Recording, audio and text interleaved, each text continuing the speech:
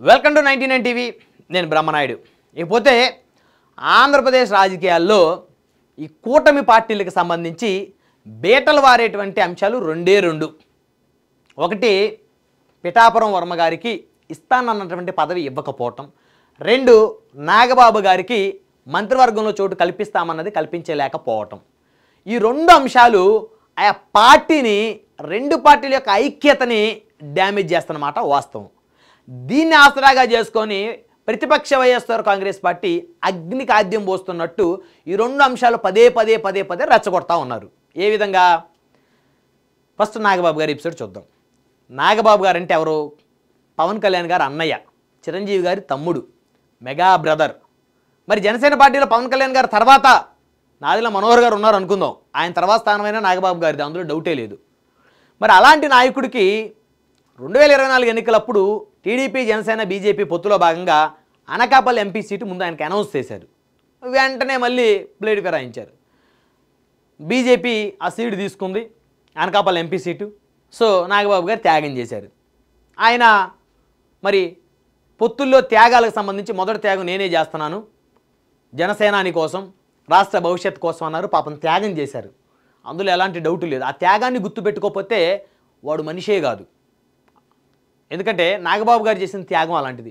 ఎవరు వదులుకోరు MP seat. ఒకసారి announce అయిన తర్వాత చచ్చినా ఎవడో వదులుకునే పరిస్థితి ఉండదు. అందులో ఆయన ఎవరు? పవన్ కళ్యాణ్ గారు అన్నయ్య. సరే, మరి పవన్ కళ్యాణ్ గారే ఆయన మభ్యపెట్టి ఈసారికి నువ్వు త్యాగం చేయి, ముందు మనమే చేయాలి, మన కుటుంబం నుంచే త్యాగం మొదలవ్వాలని చెప్పేసి ఆయన త్యాగం చేయించారు. అయిపోయింది. ఆ తర్వాత కూటమి ప్రభుత్వం 164 సీట్లతోటి అధికారంలోకి వచ్చింది చక్కగా. మరి అధికారంలోకి వచ్చిన తర్వాత రాజ్యసభ కొంతమంది రాజీనామా చేశారు. సో అవి కొత్త వాళ్ళకి ఇచ్చే క్రమంలో నాగబాబు గారు రాజ్యసభకి వెళ్ళిపోతున్నారని చెప్పేసి సో ఇక మీడియా, సోషల్ మీడియా మొత్తం కూడా విపరీతంగా ప్రచారం చేసేసాయి. అందరు నిజమేని అనుకున్నారు. అరే, జనసేన పార్టీ తరపు నుంచి ఇప్పటివరకు మరి రాజ్యసభ లేడు కదా, నాగబాబు గారికి రాజ్యసభ ఇస్తే పెద్దల సభలో కూడా మరి మన మెగా కుటుంబానికి సంబంధించి ఒక రిప్రజెంటేషన్, జనసేన సంబంధించి ఒక రిప్రజెంటేషన్ ఉంటుంది కదా అని అందరూ ఆశించారు. ఎందుకంటే ప్రజారాజ్యం ఎపిసోడ్ వస్తే ఎమ్మెల్యేలు గెలిచారు కానీ 18 మంది, ఒక్క ఎంపీ కూడా గెలవల. ఆ తర్వాత ప్రజారాజ్యాన్ని కాంగ్రెస్లో విలీనం తర్వాత చిరంజీవి గారు కాంగ్రెస్ పార్టీ తరపు నుంచి రాజ్యసభ తీసుకున్నారు. తర్వాత ఆయన సెంట్రల్ మినిస్టర్ అయ్యారు. అదొక ఎపిసోడ్.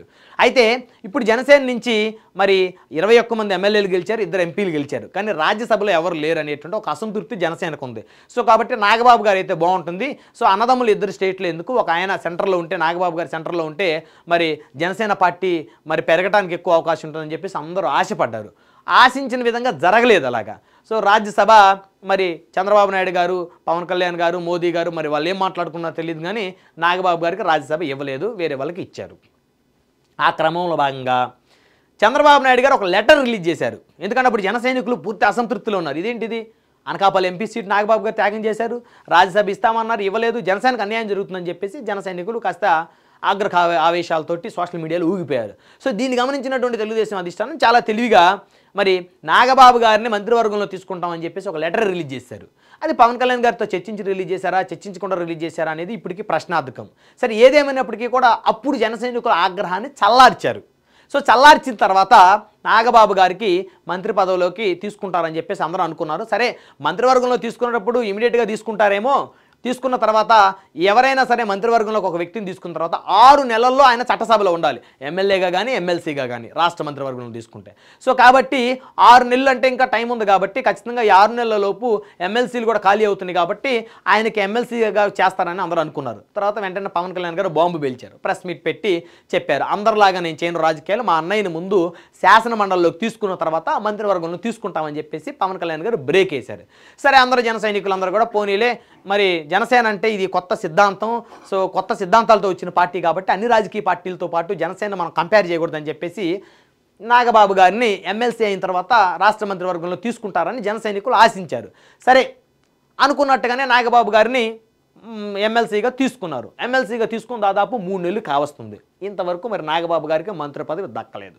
ప్రతిరోజు ఒక పక్క వైఎస్ఆర్ కాంగ్రెస్ పార్టీ పవన్ కళ్యాణ్ గారికి మంత్రి పదవి అన్నకి ఇప్పించుకోవడం చేతగాట్లేదని ఒక ఆరోపణ. అదేవిధంగా పవన్ కళ్యాణ్ గారు అడుగుతున్నా కూడా చంద్రబాబు నాయుడు గారే ఇవ్వట్లేదు, తొక్కేస్తున్నారని ఇంకొక ఆరోపణ. అదేవిధంగా అసలు పవన్ కళ్యాణ్ గారే నాగబాబు గారిని తొక్కేస్తున్నారని ఇంకొక ఆరోపణ. ఇష్టానుసారంగా పుకార్లు పుట్టించేస్తూ ఉంది వైఎస్ఆర్ కాంగ్రెస్ పార్టీ. సో ఇప్పుడు బాధ్యత ఎవరిది?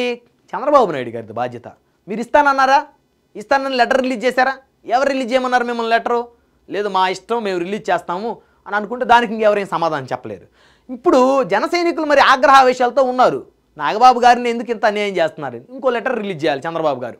మేము మంత్రివర్గంలో తీసుకుంటామన్నమాట వాస్తవమే, కానీ నేను పవన్ కళ్యాణ్ గారు ఆలోచించుకొని ఇద్దరు అన్నదమ్ములు క్యాబినెట్లు ఎందుకని చెప్పేసి నాగబాబు గారికి ఇంకా మంచి స్థానం కల్పించడం కోసం ఆయన్ని మంత్రివర్గంలో తీసుకోవట్లేదు, ఇంకొక అవకాశం ఆయన్ని మళ్ళీ నెక్స్ట్ ఇంకో ప్రమోషన్ ఇస్తాం పొలిటికల్గా అని చెప్పేసి ఇంకొక లెటర్ రిలీజ్ చేస్తే ఒక 4 రోజులు చర్చించుకుంటారు, 5వ రోజు నుంచి స్తబ్దుగా అయిపోతుంది. ఆ డిస్కషనే ఉండదు. కానీ ఎందుకు చేయట్లేదు చంద్రబాబు నాయుడు గారు? అంటే జనసేన వీక్ చేయాలనే. సో ఇప్పుడు ఇలాంటప్పుడు పవన్ కళ్యాణ్ గారు కూడా రెస్పాండ్ అవ్వాలి. ఇద్దరు కలిసి మాట్లాడుకొని చంద్రబాబు గారు పవన్ కళ్యాణ్ గారు ఒక అండర్స్టాండింగ్కి వచ్చి నాగబాబు గారి విషయం తేల్చేశారనుకోండి, వెంటనే అసలు ఆ ఇష్యూ మీద డిస్కషనే రాదు. మీడియా కానీ సోషల్ మీడియా కానీ ఎవరు డిస్కస్ చేయాల్సినటువంటి అవసరం లేదు. అదొక ఎపిసోడ్. నాగబాబు గారి ఎపిసోడ్ పక్కన పెడదాం. ఇప్పుడు వర్మ గారి ఎపిసోడ్కి వద్దాం. పిఠాపురం వర్మ గారు, SVSN వర్మ గారు 2009 ఎన్నికల్లో మొట్టమొదటిసారి ఆయన పిఠాపురం నుంచి పోటీ చేసి తెలుగుదేశం పార్టీ అభ్యర్థిగా, అప్పుడు ప్రజారాజ్యం పార్టీ అభ్యర్థి వంగా గీత గారి చేతిలో 1000 ఓట్ల తక్కువ తేడాతో ఓటమి చెందారు ఆయన.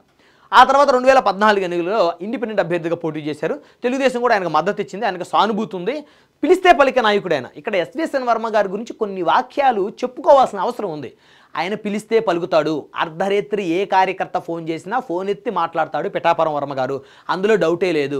లీడర్షిప్ క్వాలిటీస్ పుష్కలంగా ఉన్నటువంటి నాయకుడు. ఎందుకంటే మంచిని మంచి అని చెప్పుకోవాలి, చెడుని చెడు అని చెప్పుకోవాలి. సో పిఠాపురం వర్మ గారు అర్ధరాత్రి ఎవరు ఫోన్ చేసినా పలుకుతాడు, ఎవరికి ఏ కష్టం వచ్చినా వెంటనే రెస్పాండ్ అవుతాడు. సో అది ఆయన నేచరు, ఆయన నాయకత్వ లక్షణం. అది పక్కన పెట్టేద్దాం. అయితే 2014లో ఇండిపెండెంట్గా గెలిచిన తర్వాత తెలుగుదేశం పార్టీ తీర్థం మళ్ళీ టీడీపీలోకి వెళ్ళారు. టీడీపీ ఎమ్మెల్యేగా కొనసాగారు. 2019 ఎన్నికల్లో మళ్ళీ పోటీ చేశారు. పోటీ చేసి ఈసారి ఆయన వంగా గీత గారు, అంటే ఆవిడ కాకినాడ ఎంపీగా పోటీ చేశారు. అదేవిధంగా పెండం దొరబాబు గారు వైఎస్ఆర్సీపీ ఎమ్మెల్యేగా పోటీ చేశారు. ఎందుకంటే ఒకసారి ఆయన వంగ గీత గారి చేతుల్లో ఓడిపోయారు 2009లో. 2019లోకి వచ్చేసరికి పెండం దొరబాబు గారి చేతుల్లో ఓటమి చెందారు టీడీపీ అభ్యర్థిగా. అంటే 2009, 2019 2 ఎన్నికల్లో తెలుగుదేశం పార్టీ అభ్యర్థిగా ఓడిపోయారు. 2014లో ఇండిపెండెంట్ అభ్యర్థిగా గెలిచి టీడీపీలోకి వెళ్ళారు. సో అది ఆయన ప్రొఫైల్ టీడీపీలో. 2024 ఎన్నికలకు వచ్చేసరికి పవన్ కళ్యాణ్ గారు అక్కడ పోటీ చేయాలని చెప్పేసి అనుకున్నారు. సో పాపం వర్మ గారి త్యాగం చేసిన మాట వాస్తవం. అదే కనుక జనసేన అధినేత పవన్ కళ్యాణ్ గారు పిఠాపురం కాకుండా వేరే నియోజకవర్గం కనుక పోటీ చేసినట్టయితే పిఠాపురంలో ఖచ్చితంగా వర్మ గారికే తెలుగుదేశం పార్టీ సీట్ ఇచ్చేది. ఆయన అధికార పార్టీ ఎమ్మెల్యేగా గెలిచేవాడు. ఈ రోజు ఖచ్చితంగా ఆయన కూడా అసెంబ్లీలో ఉండేవాడు. ఆ రోజు ఏం చెప్పారు చంద్రబాబు నాయుడు గారు? వర్మ గారిని ఎవరికైనా అసంతృప్తి ఉంటుంది. ఎందుకంటే మరి తనకేదో ఒక హామీ ఇవ్వాలి కదా. తాను పార్టీ కోసం కష్టపడ్డాడు. 2009 నుంచి 2024 వరకు కూడా పార్టీని కనిపెట్టుకొని ఉన్నాడు.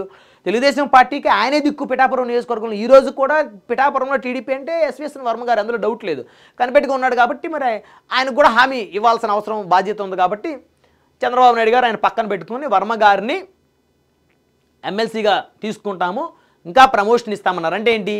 మంత్రివర్గంలో తీసుకుంటాము అని చెప్పకనే చెప్పారు చంద్రబాబు నాయుడు గారు. అఫ్కోర్స్ ఆయన మాట మీద కొన్ని సందర్భాల్లో నిలబడారు అనుకోండి అనే అభిప్రాయం ప్రజల్లో ఉంది. అది పక్కన పెడితే ఆయనైతే చెప్పారు. మరి అయిపోయింది. తర్వాత పవన్ కళ్యాణ్ గారు కూడా పిఠాపురం వర్మ గారిని ఒక సందర్భంలో నా గెలుపు మీ చేతుల్లో పెడుతున్నాను, మీ బాధ్యత అని చెప్పేసి ఆయన కూడా ఒక సందర్భంలో అన్నారు. అఫ్కోర్స్ ఒక వేవ్ అనేది వచ్చిన తర్వాత SVSN వర్మ గారు పిఠాపురంలో పవన్ కళ్యాణ్ గారికి సపోర్టు చేయకుండా వ్యతిరేకంగా వైసీపీలోకి వెళ్ళినా, వ్యతిరేకంగా చేసిన 70,000 మెజార్టీ వచ్చిన పవన్ కళ్యాణ్ గారి మెజార్టీ ఒక 30,000 తగ్గుతుందేమో. 40,000 మెజార్టీతో అయినా పవన్ కళ్యాణ్ గారు గెలిచేవారు. ఇది ఫ్యాక్ట్. దీన్ని ఎవరు కాదనలేరు. నా వల్లే వర్మ గారు గెలిచానని చెప్పేసి అయితే బహిరంగంగా ఆయన ఎక్కడ అనలేదు. ఒకవేళ అనుకుంటే ఖచ్చితంగా అది పొరపాటే. సో ఆ అంశాన్ని నాగబాబు గారు ప్రస్తావించిన పరిస్థితి ఉంది. సరే, అవన్నీ పక్కన పెడదాం. ఎందుకంటే నాయకులకు ఈగో ఫీలింగ్స్ ఉంటాయి కాబట్టి. ఏదేమైనప్పుడు కూడా వర్మ గారు త్యాగం చేసినటువంటి మాట వాస్తవం. ఆయన సీటు త్యాగం చేశారు. ఎందుకంటే పొత్తులో ఎవరైనా త్యాగం చేయాలి. మరి జనసేన మిగతా స్థానాల్లో త్యాగం చేసింది. కేవలం 21 స్థానాలు తీసుకుంది, మిగతా స్థానాలని వారు త్యాగం చేశారు. కాబట్టి టీడీపీ కూడా కొన్ని స్థానాలు వీళ్ళు త్యాగం చేయాల్సిన పరిస్థితి. సో కాబట్టి ఈ త్యాగం అనే అంశం పక్కన పెడితే వర్మ గారిని ఇప్పుడు సంవత్సరం అయిపోయింది. ఆయనకి ఇస్తానన్నటువంటి ఎమ్మెల్సీ పదవి ఆయనకి ఇవ్వాల్సినటువంటి బాధ్యత ఉంది. సో 2026లో 27లో ఖాళీ అయ్యేటువంటి ఎమ్మెల్సీకి సంబంధించి వర్మ గారిని కూడా చంద్రబాబు నాయుడు గారు పిలిపించుకొని ఎమ్మెల్సీ ఇచ్చి మీరు నియోజకవర్గంలో టీడీపీ క్యాడర్తో మీరు టచ్లో ఉండండి, దానికి ఎలాంటి తప్పులేదు. కానీ అక్కడ మీరు ఒక గ్రూప్, ప్రభుత్వంలో గ్రూప్ క్రియేట్ చేయాలంటున్న ఆలోచన ఏదంటే అది మానుకోండి అని చెప్పేసి ఈయనకి చెప్పాల్సిన బాధ్యత చంద్రబాబు గారికి ఉంది. ఈయన కూడా ఏంటంటే ప్రస్తుతానికి అక్కడ, ఎందుకంటే అక్కడ ఉంది ఎవరు? సాక్షాత్తు పవన్ కళ్యాణ్ గారు ఆ నియోజకవర్గానికి, పిఠాపురం నియోజకవర్గానికి ఆయన ప్రాతినిధ్యం వహిస్తున్నాడు. సో వేరే జనసేన నాయకుడు అయితే ఖచ్చితంగా ఆయన కూడా ఒక గ్రూప్ను మెయింటైన్ చేయొచ్చు, రాజకీయాల్లో తప్పులేదు. కానీ ఇప్పుడు ఈయన పిఠాపురం నియోజకవర్గంలో సొంతంగా కనుక గ్రూప్ నడిపితే వైఎస్ఆర్ కాంగ్రెస్ పార్టీ అగ్నికి ఆద్యం పోసినట్టు చూసారా? పిఠాపురం వర్మ గారు కావాలని ఆయన చంద్రబాబు నాయుడు గారు ఎంకరేజ్ చేస్తున్నారు, పిఠాపురంలో చిలికి తెస్తారని చెప్పేసి వాళ్ళు ప్రచారం చేసేటువంటి అవకాశం ఉంది, అవసరం ఉంది, పరిస్థితి ఉంది. కాబట్టి ఎస్విఎస్ఎన్ వర్మ గారు చాలా తెలివిగా ఎమ్మెల్సీ తీసుకొని చాలా తెలివిగా వ్యవహరించాల్సిన బాధ్యత ఆయనకు ఉంది, ఆ పరిస్థితి ఆయనకు ఉంది ప్రస్తుతం. కాబట్టి చంద్రబాబు నాయుడు గారు కూడా వర్మ గారిని నాన్చడం అనేది కరెక్ట్ కాదు. మీరు ఇస్తారన్నటువంటి పదవి ఇవ్వండి. ఎందుకంటే చంద్రబాబు నాయుడు గారి మీద మొదటి నుంచి ఉన్నటువంటి ఆరోపణ ఏంటంటే చంద్రబాబు నాయుడు గారు మాట మీద నిలబడ్డు, ఆయన చెప్పాడంటే చేయడు అంతే. ఎందుకంటే ఆయన ఒక మాట చెప్పాడంటే అది ఖచ్చితంగా చేయకపోతే ఆయన చెప్తాడైన నానుడి ప్రజల్లో ఉంది. కాబట్టి నాగబాబు గారికి మంత్రి పదవి ఇస్తామని లెటర్ రిలీజ్ చేశారు, ఇవ్వండి మంత్రి పదవి, ఇవ్వకపోతే ఇవ్వమని ఇంకో లెటర్ రిలీజ్ చేయండి. ఈ కన్ఫ్యూజన్కి మీరు ఒక పులి స్టాప్ పెట్టకపోతే ఈ కూటమి ఐక్యత అనేది ఖచ్చితంగా దెబ్బతింటుంది. అధికారంలోకి వచ్చాం కదా, మాదేముంది, మమ్మల్ని ఎవరన్నా ప్రశ్నిస్తే వాళ్ళ మీద మేము కోవట్లని ముద్రేస్తామంటే అది మీ అమాయకత్వమే అవుతుంది. ఎందుకంటే ప్రజలు అంత పిచ్చోలు కాదు ఈ రోజుల్లో ప్రజలకి ఈచ్ అండ్ ఎవ్రీథింగ్ కూడా వారికి ఒక ఆలోచన ఉంది. మీడియా కొన్ని చూపించకపోయినా సోషల్ మీడియాలో వాస్తవాలన్నీ తెలుసుకుంటున్నారు. కాబట్టి నాగబాబు గారిని మంత్రివర్గంలో తీసుకోండి ఇమీడియట్గా. పిఠాపురం వర్మ గారికి ఆయనకి ఇస్తానన్నటువంటి ఎమ్మెల్సీ పదవి ఆయనకి ఇవ్వండి. ఇంకా ఆయనకు గౌరవమైనటువంటి స్థానాన్ని కల్పించండి, ఒక క్యాబినెట్ హోదాను ఆయన కూడా కల్పించండి. ఈ యొక్క సస్పెన్షన్కి తెరదీయండి ఈ గొడవలు, ఈ పంచాయతీలు. ఎందుకంటే నాగబాబు గారికి మంత్రి పదవి రాలేదని చెప్పేసి జనసేన వాళ్ళు రోజు గొడవ చేస్తూ ఉంటారు. వాళ్ళు చెయ్యిపోయిన వైసీపీ వాళ్ళు అగ్నికి ఆద్యం పోస్తారు. పిఠాపురం వర్మ గారికి ఎమ్మెల్సీ ఇవ్వకపోతే ఆయన అసంతృప్తితోనే ఉంటాడు. అవసరమైతే ఆయన అసంతృప్తి హద్దులు దాటిందంటే ఇంకా ఆయన అవసరమైతే తెలుగుదేశం, జనసేన ఈ రెండు పార్టీలకు సంబంధించి దాన్ని బ్రేక్ చేయాలన్న ఆలోచన కూడా ఆయనకు వస్తుంది. ఎందుకంటే ఎవరికి నొప్పి తెలిస్తే ఎవరికి బాధ పడితే వారికి తెలుస్తుంది ఆ నొప్పి. కాబట్టి వర్మ గారిని తక్కువ చేయటం కానీ లేకపోతే ఆయనకి అన్యాయం చేయాలని అనుకోవటం కూడా పొరపాటు. ఇది ఆయన ఖచ్చితంగా ఆయన త్యాగం చేశాడు, చంద్రబాబు గారు మాట విన్నాడు, ఆయన ఇబ్బంది పడుతున్నాడు, ఆయనకి ఉంటుంది కదా. ఎందుకంటే ఆయన బలమైన లీడర్, ఆయన ఆషామాషి లీడర్ కాదు. ఆయన పిలిస్తే పలికే నేత, అర్ధరాత్రి అయినా క్యాడర్కి అందుబాటులో ఉంటాడు. కాబట్టి ఆయన కూడా గౌరవించుకోవాలి. కాబట్టి ప్రస్తుతానికి ఆయనకి ఇస్తానన్న ఎమ్మెల్సీ, నెక్స్ట్ ఖాళీ అయిపోయే ఎమ్మెల్సీలు ఆయనకు కూడా ఇచ్చి ఆయనకి కొంచెం నచ్చజెప్పి బుజ్జగించి మరి తెలుగుదేశం పార్టీ ప్రభుత్వంలో రాష్ట్ర స్థాయిలో ఆయనకి ఏదైనా పదవి కల్పిస్తే ఆ నియోజకవర్గం నుంచి కొంచెం బయటకు వస్తాడు ఆయన. లేకపోతే నియోజకవర్గంలో ఉంటే రోజు గొడవలు అవుతాయి జనసేనకి తెలుగుదేశానికి. గతంలో ఎన్నో గొడవలు అయినాయి. నాగబాబు గారు పిఠాపురం వెళ్తే మరి వర్మ గారు అనుచరులు అందరూ కూడా ఎక్కడికక్కడ ప్లకార్డులు పెట్టుకొని డౌన్ డౌన్ నాగబాబు అంటూ, వర్మ గారు నాయకత్వం జిందాబాద్ అంటూ. అంటే ఏంటి డిస్టర్బెన్సెస్ ఏంటి? దీనికి కారణం ఎవరు? చంద్రబాబు గారే దీనికి కారణం. ఈ గొడవలకి పంచాయతీలు ఆయనే పెడతాడు, ఆయనే చిచ్చు పెట్టి చూస్తూ ఉంటాడు అనమాట. కాబట్టి ఇవన్నీ కూడా ఈ సస్పెన్షన్స్కి మీరు తెరతీయాలి. ఈ గొడవలకి పంచాయతీలు పులి స్టాప్ పెట్టాలంటే నాగబాబు గారికి న్యాయం చేయండి, వర్మ గారికి న్యాయం చేయండి అని చెప్పేసి ప్రజలైతే కోరుకుంటున్నారు. చూద్దాం మరి చంద్రబాబు నాయుడు గారు ఆయన చెప్పాడంటే చేయడంతే. కాబట్టి ఈసారైనా చెప్పాడంటే చేస్తాడని చెప్పేసి మరి ప్రజలు కూడా ఆశిస్తూ ఉన్నారు.